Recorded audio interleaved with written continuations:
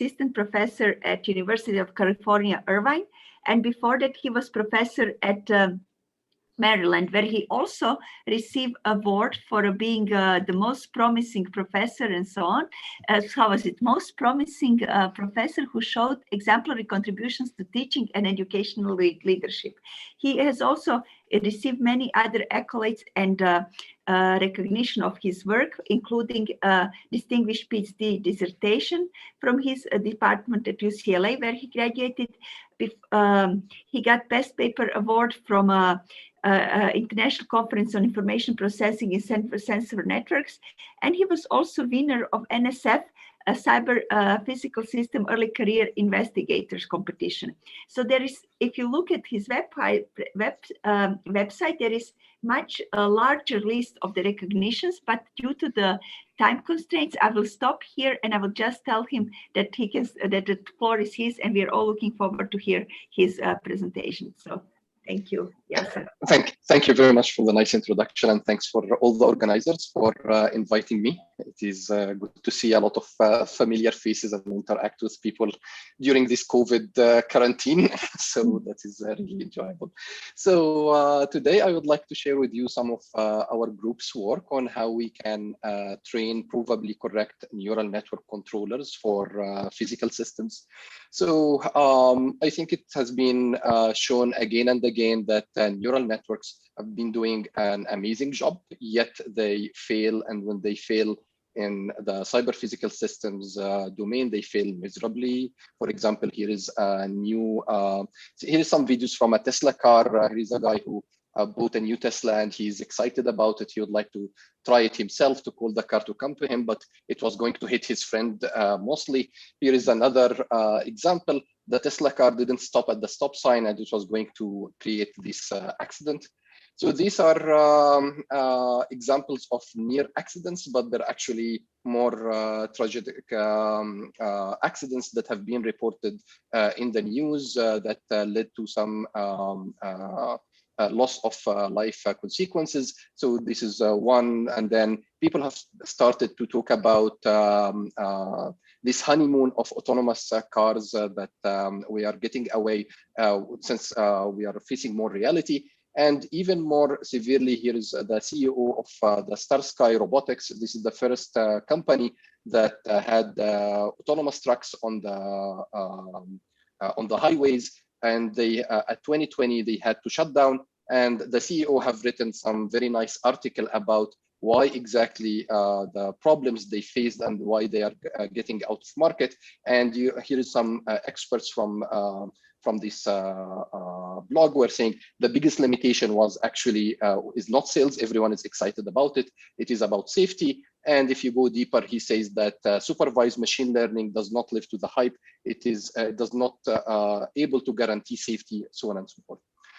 So in our group, we have been trying to think about how we can systematically design provably correct neural networks, how we can use our background in formal methods and so on to come with guarantees, formal guarantees of neural network controllers, especially when they are used to control cyber physical systems like robots, for example.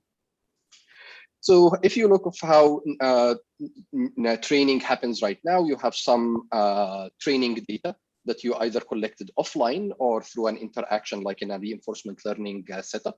And you have your training algorithm, and you try to come up with the best weights that fits this data in some sense. Instead, what we are interested in is, given the model of the physical system, given some imprecise model of the physical system, and given some system level specification, for example, the robot shouldn't hit an obstacle kind of specification.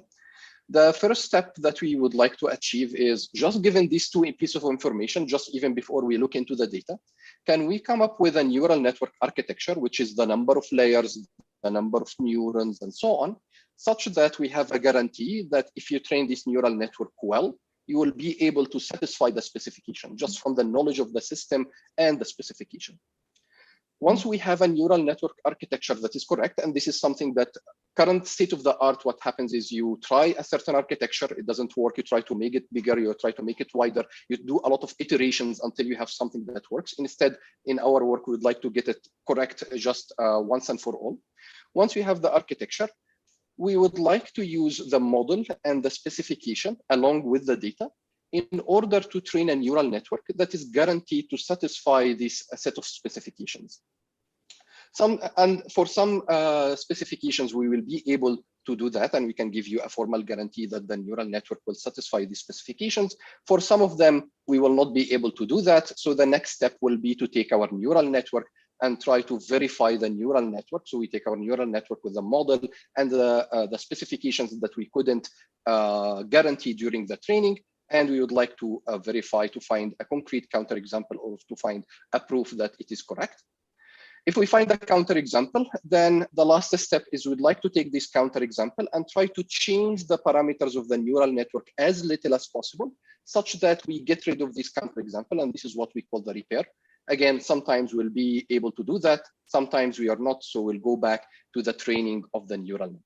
So this is the general setup that we have been trying to think about in our group. For today, I will just focus on this middle block out here, which is given some data, given us a model and the specification, how we can train a neural network and what can we say about the formal guarantees of the neural network that we are going to train. So the setup that we have out here, so we have a discrete time system, x at time t+1 is equal to some nonlinear function in x and u.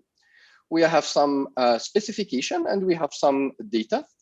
And we would like to train a neural network such that the closed loop, so if I use the neural network to control the system, and you see that the input to the neural network is the state of the system. So this is a state feedback setup.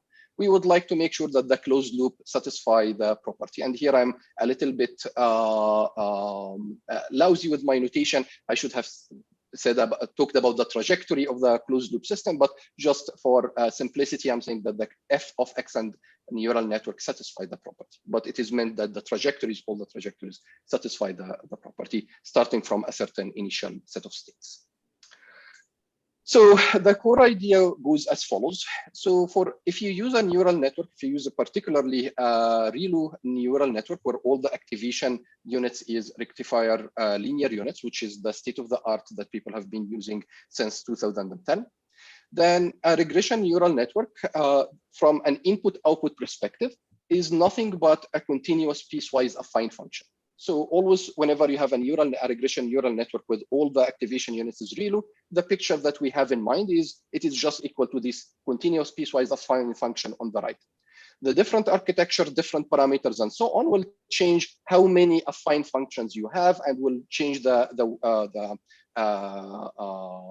different shapes and of this piecewise affine function. Nevertheless, it is just a continuous piecewise affine function. So the first step that we would like to do, forget about the neural network for a second, and let's look into our model and try to identify families of piecewise affine functions such that these families will satisfy the property that we are interested in. The next step is to take our data, and use it to train a neural network. Of course, the neural network we will get will not be part of the identified family of continuous piecewise affine functions that is guaranteed to satisfy the property.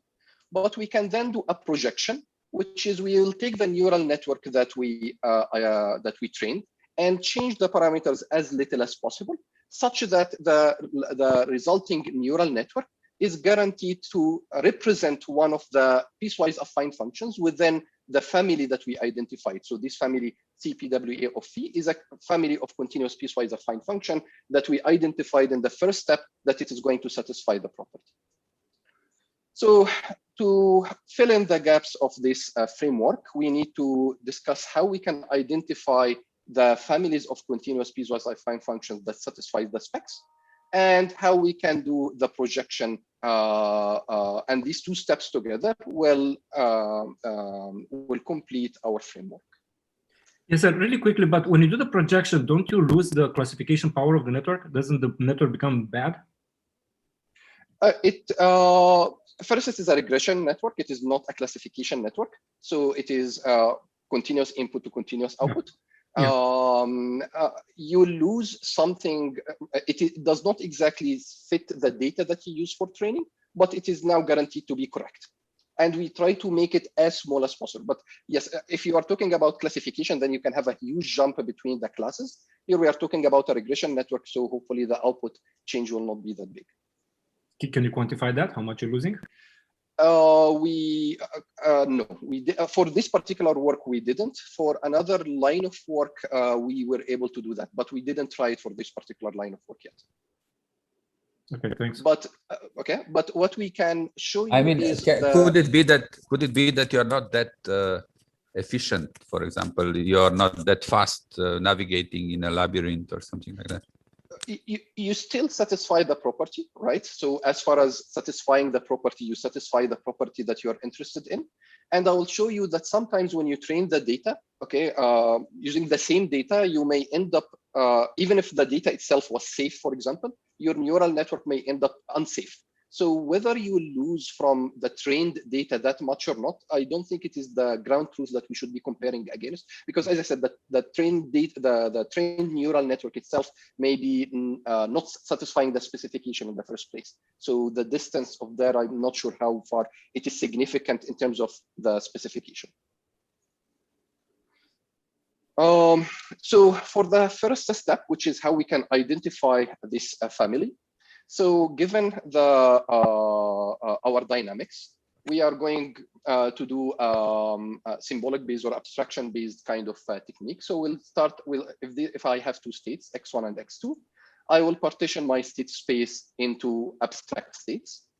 Each of these states is going to be represented in the graphical model by one node. So I'm going from the continuous state space into a discrete state space. So each, like for example, the gray box, I'm going to represent it just by one node in my graph. So this will be my abstract states in the resulting finite state automata. Now recall that the neural network is a continuous piecewise affine function.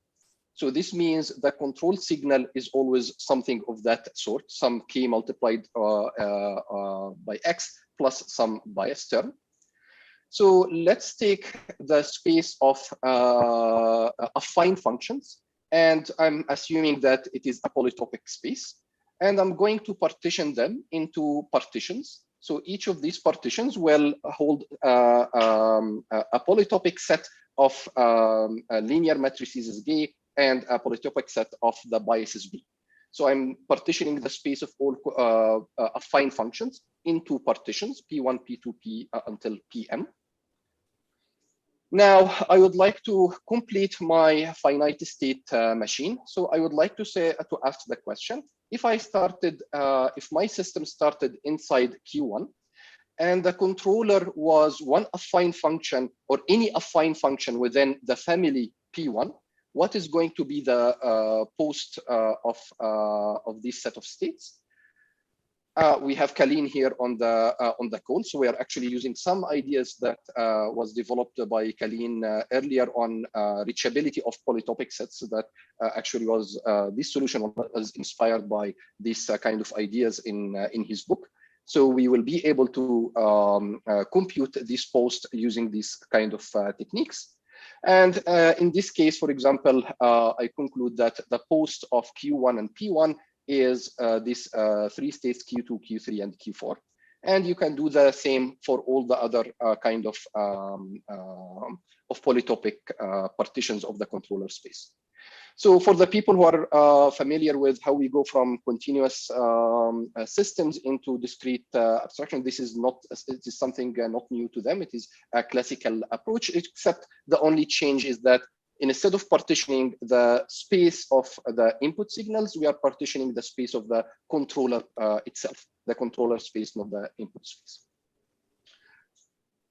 Now, once we come up with this finite state abstraction, we have our safety specification. Now we would like to ask, what is the family of affine functions that will satisfy the specification. For example, if I would like to avoid a Q4, then I see the family of P2 and P3, every affine function out there. If I switch between them, as long as within Q1, then all of them is going to satisfy the property.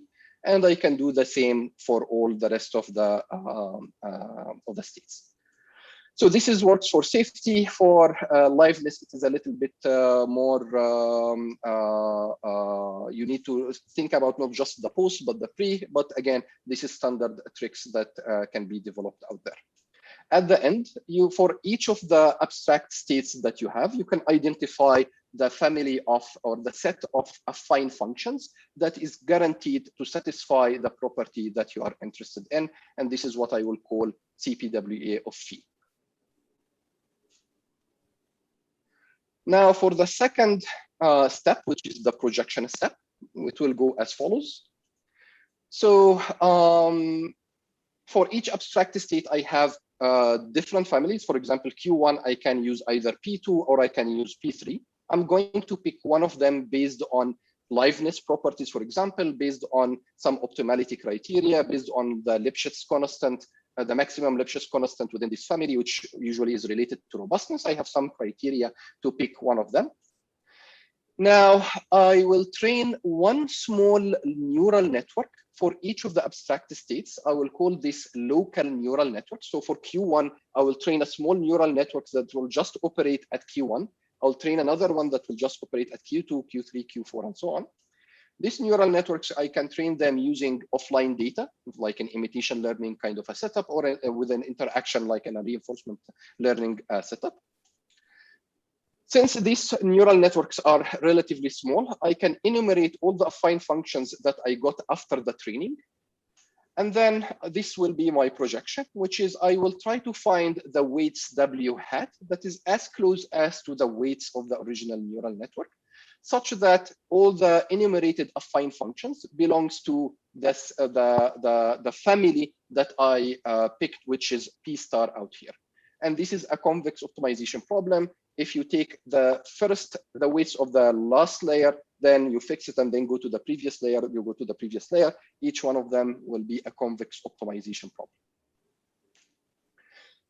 I'm skipping some details out here, but the general, hopefully the general idea is clear. Now, if we put everything together, if you have a nonlinear system and you have some safety specification, and you trained these local neural networks that you projected its weights, and you after the projection you are guaranteed that it will represent a particular family of piecewise affine functions. Now you can aggregate all of them, or you can compose all of them to get the one big neural network that will operate on the whole state space. And now you can guarantee that this whole neural network is when used to control your system, is guaranteed to satisfy the specification that you're interested in. This works for safety. For liveness, you need some additional assumptions on the reachability of the closed loop system. Again, a little bit of technicalities, but you can be extended to liveness properties as well. So here is one example. So here we have some nonlinear system. We collected safe data. We used it for training. And here we are going to compare just training a neural network using the classical techniques versus the one that we just showed. And across multiple initial states, across multiple architectures of the state-of-the-art neural network training, and we're trying to get the best of them. Although all the data we used for training, all of it was safe, all of the data was actually avoiding the obstacle, and we try to use a dense data, and we made sure that all of them avoid the obstacles. Nevertheless, the neural network training in its current format does not guarantee that you will be collision-free, versus in our approach, you have the guarantee that you will be collision-free. In terms of scalability, so here is again a few results without going through all the data. Just to, the last row, last column, you see for a system of 10 states, we were able to do things around 2.5 hours, which is okay-ish for this kind of dimension. Now, instead of trying to construct the full neural network that is controlling the system in one shot. Instead, if we can have one neural network that is unverified, but we would like to augment it with another neural network that is verified, such that the composition of these two is verified. So think of this other neural network as a kind of like your control barrier function, or in the reinforcement learning setup, they call it shield or a safety filter. So we are not trying to construct the actual barrier function, but it is just think of it as a filter. Whenever you see an action that is not safe, you project it to the closest action that is safe. Otherwise, you just let it through. We can use the same kind of technicalities that we presented out here. So here is just a few examples. So here we have a terribly trained neural network that is always trying to go to that lane where there is a lot of obstacles out there. And again, thanks to that additional neural network that we added that is designed while being formally guaranteed to be safe, you see that we will always be safe, even if the original neural network, the main controller of the system, is unsafe. You can do this for multiple agents, for multiple environments. I'm trying to skip a little bit because we are out of time.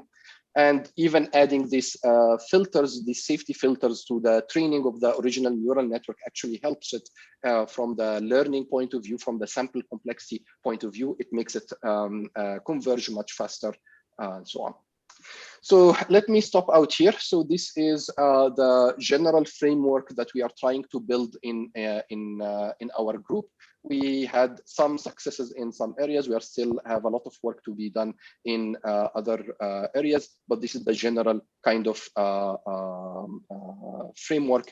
And let me stop here by thanking all my students who have done this work, and the NSF and Northrop Grumman for the support. Okay. Thank you very much for the nice talk. Let me clap for everyone. That's we're kind of missing the live as like in-person aspect of this. So again, as we're running out of the time, I will allow maybe one or two questions. Are there some? I have a question, if I may. So I want to come back to these questions that were already asked about the projection.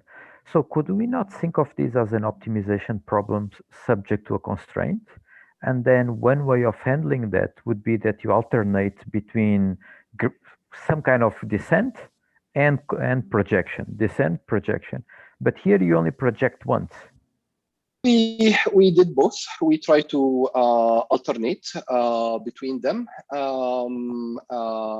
What we found is it depends on the quality of the data that you are using. If your data is very safe, then the internal projections actually don't do that much. Mm-hmm. If the data that you use were out of everywhere, then these internal projections actually help with convergence. But yeah, you can alternate between them or do it once. At the end, you need to satisfy the hard constraint of that one. Another one is while you are training the neural network, you can add an additional regularizer that you are asking that the affine functions is the distance between the affine functions and this set is being minimized. And we find that practically this eliminates the need of projection, but you cannot give any guarantee, and still you have to do the projection at the very end. Okay. I have also a question. So we use the shield approach in some of training with deep neural networks, and what we found out is that it is important to let the system get penalties. You know, make accidents to make it efficient. So when we used only the safe kind of training, you know, they were not that efficient. So what we try to do is to allow it to get penalties, and then we just made sure that we corrected the wrong actions at the end. So did you find something? We try two things. One of them is first, let's train the filter itself, and then train the other neural network. Okay. And then another one, we try to train both of them simultaneously, because you can't have only one filter. There is a lot of ways to correct the action and give a safe action. And what we found is when you co-train both of them, the performance usually is much better. And this is part of it because there is this signal that goes back to the other neural network. There is something wrong happening, and I need now to update my safety filter and then update the controller. So we observed kind of a similar behavior as well in this kind of setup. All right, thank you. Are there more questions? I've seen that some people already had to leave. So if there are no more questions, I would like to thank everyone for staying a little bit over the time, and thank speakers for the really interesting and great talks. And I guess I will see you all again on next Monday when we have another instance of this synthesis workshop. So thank you very much. Thank you, everybody, for joining. Thank you. It was Thank a you, pleasure everyone. having you all, guys. Thank you. Bye-bye. Good seeing everyone. Thank you. Bye. Thank you. Bye. Thank you. Bye.